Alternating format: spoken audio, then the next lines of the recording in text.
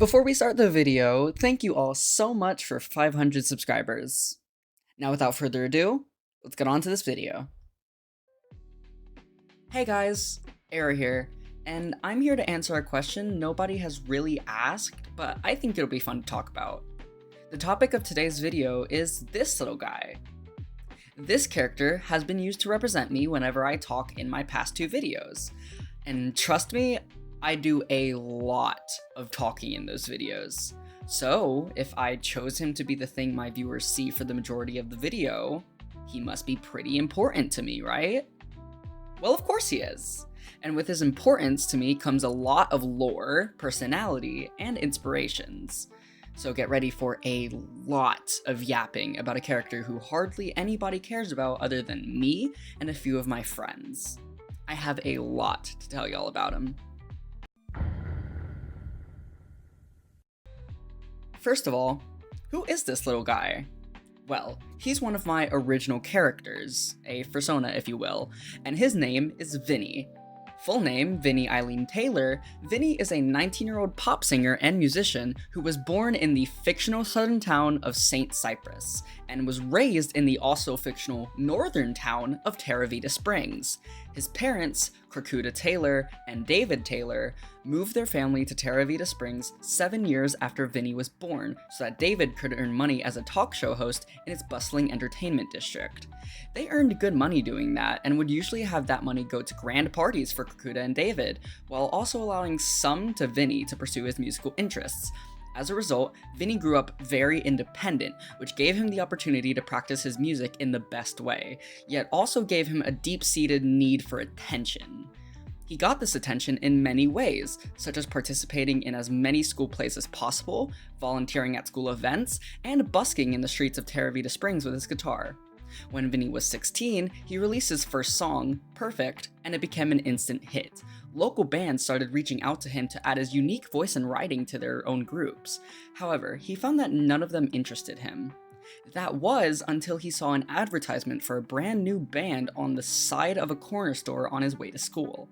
The band was called Volt, and he was immediately intrigued by the advertisement.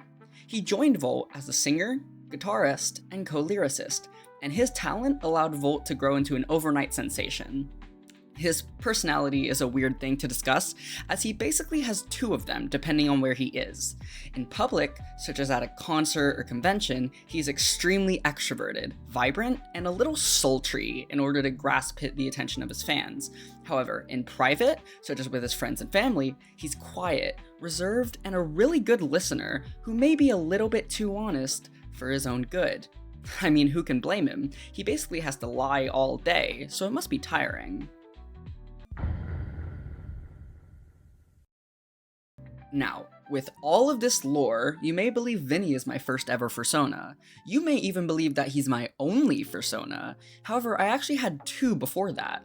One of them was named Sushi, my first ever persona that wasn't tailored to an existing IP.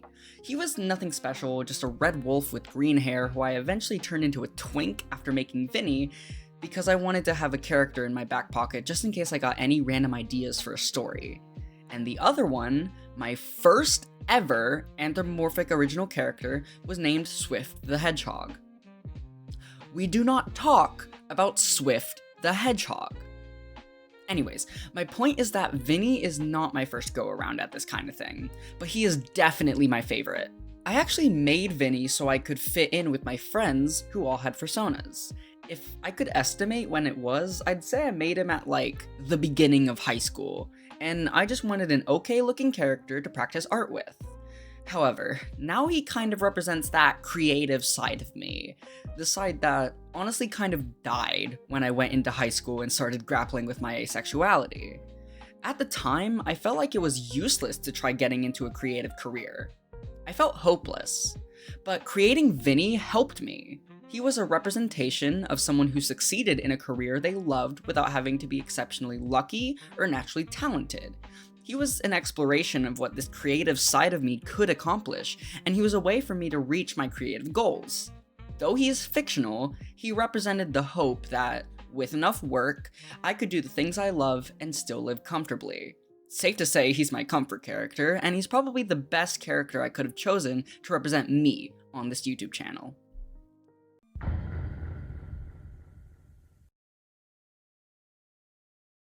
Now that's out of the way, I want to go into a little detail about what inspired me while creating him. The things that made him into the character he is today, so to speak. First off, just looking at his design, you can probably tell he is based off of the glam rock music genre. While designing him, I incorporated aspects of David Bowie, as well as the glam rock animatronics from Five Nights at Freddy's Security Breach, who were also influenced by David Bowie. So I guess everything goes full circle. His iconic muscle shirt is actually a combination of two shirts that I have in my closet today. One being a black muscle shirt that I wear when working out or being at practice, and the other being an 80s inspired polo that I absolutely adore. I combined those two together to create the colorful, unique top that he's almost always seen in. But outside of that, what did I base his personality on?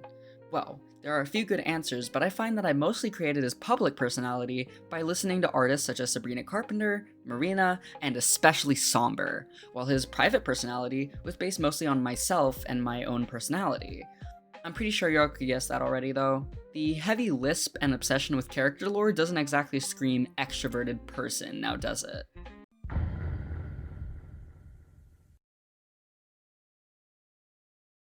Other than this YouTube channel, I've used him in one of my side projects. That project is my developing writing project, Diaries of a Pop Star, which is meant to be a way to establish his lore and really establish Vinnie as more of a character rather than some kind of self-insert. It's partitioned into a bunch of unconnected entries that I wrote in character as Vinnie. It's got around 20 entries, with more on the way, and I'm actually in the process of dubbing it and storyboarding a potential comic version. I'd be honored if you stuck around for just a little bit while I show you a few of the entries, written and dubbed by myself.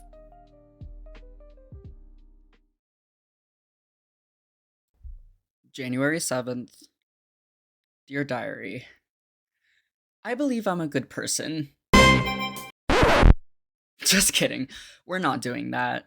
I mean, I do believe I am a good person, but I don't think my therapist would be too stoked to see that I took "you should take a diary to get your thoughts and opinions out instead of bottling them up" as a sign to start quoting Heathers. I've never been one to write down my feelings in anything but song.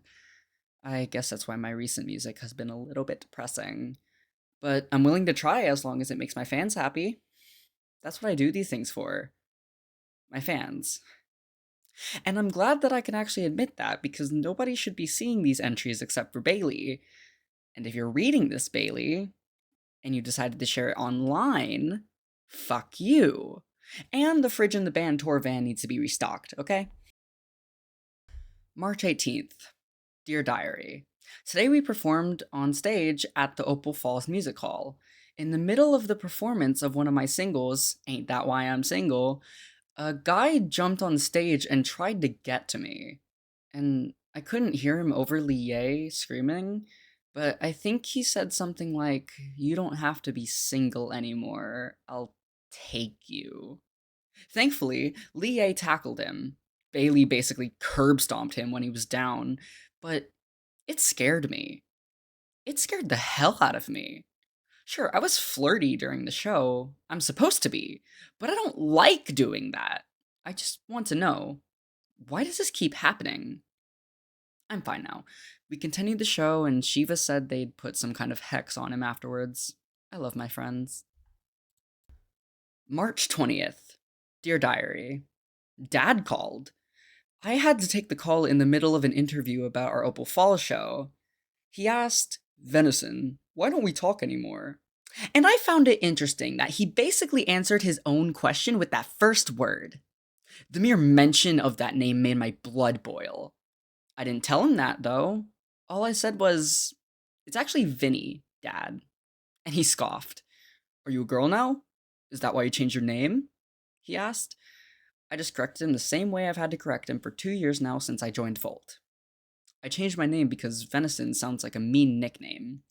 That's not my brand. I'm not solely determined by my flaws. He hung up after that. We didn't get to talk about anything else. Side note, The way the interviewer blushed when I complimented her was a good reinforcement of my public image, especially after the incident in Opal Falls. Do I need to be even more flirty? April 2nd. Dear Diary. As of today, April 2nd, I am still 18. As of tomorrow, I will be 19. I've always been one for parties. After all, my birthday is pretty much the one day where I don't have to work for the spotlight. But to be honest, I feel a little sad. I'm 19 and my name is still the same. I've been meaning to get it changed, but I've just never had the time with Volt's recent popularity. Shiva's been giving me violin lessons, Bailey's been helping me out with lyrics when I run out of creativity, and Lie's been making sure I keep up with my fitness goals. I love him to death. And I love that I'm getting more muscular. Bailey, tell your boyfriend thank you for me. But I hardly have enough free time to get much of anything done. April 3rd. Dear Diary, if this was some kind of audio recording, you would not be able to understand what I'm saying because of how loud I'd be screaming. They did it! They told me they were taking me out for some kind of birthday photo shoot, put me in the back of the tour van, and drove me somewhere. The windows were blacked out, so I couldn't see where we were until Shiva got out of the driver's seat and opened the door. It was a courthouse. At first I was really confused, but then we sat down in a small office in the courthouse and I saw the paperwork. Safe to say, nobody will be calling me that damn name anymore. Signed, Vinnie Illene Taylor. So those were the first 5 entries in the series, and admittedly, I'm very proud of them.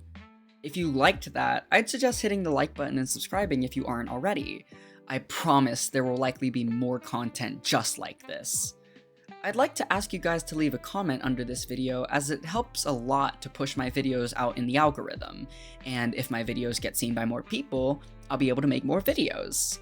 It doesn't have to be anything too big, maybe just some stuff you liked about the video, or even some info about your own OCs. I'd love to hear about y'all's characters. As always, have a good day, and have a good meal. This has been Aero.